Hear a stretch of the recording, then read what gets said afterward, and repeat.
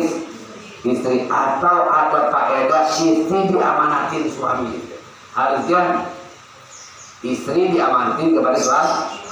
Tapi ada satu keadaan di mana terbalik istri yang dititipkan oleh Allah suami. Jadi bukan bini diempanin laki, tapi laki diempanin. Ada enggak? Memang begitu, ada, emang ada. Kita dikasih amanat anak 1, 2, ada yang banyak, ada yang ngurusin ponakan, ada yang ngurusin cucu engkongnya, nyaiknya.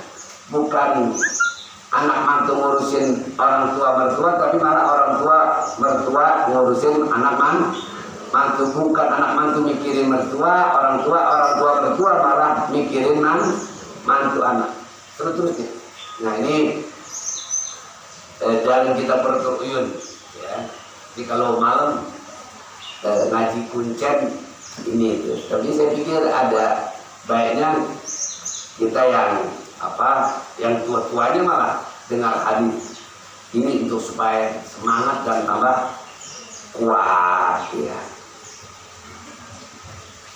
Ini tentang iyal. Nih lihat, 1. Inna minal gunung, karena ini kan anak amanah. Betul tidak? Istri amanah. Tapi kadang-kadang dibalik, suami yang malah jadi amanah. Begitu ya. Atau kita yang sudah mengurusin anak, malah kadang-kadang harus ngurusin mantu. Kita yang harusnya diurusin anak mantu, kadang kita malah harus ngurusin, mikirin, dipusingin anak mantu. Engkongnya yang harusnya dihibur sama cucu, tapi malah kadang engkongnya yang harus hibur cucu. Ada nggak begitu? Nah, ini ada kabar gembira langit. Apa kata Rasulullah? Inna minal dzunubi dzunuban la yukaffiruha salatun wala saumun wala jihadun illa sa'ya 'alal riyad. Kata Nabi, kitab Qurratul Uyun. Kitab Qurratul Uyun Bisyarhi Nazam Ibn Yamu. Ini kitab Nazam Bahar Rajaz. Semuanya bacanya Rajaz.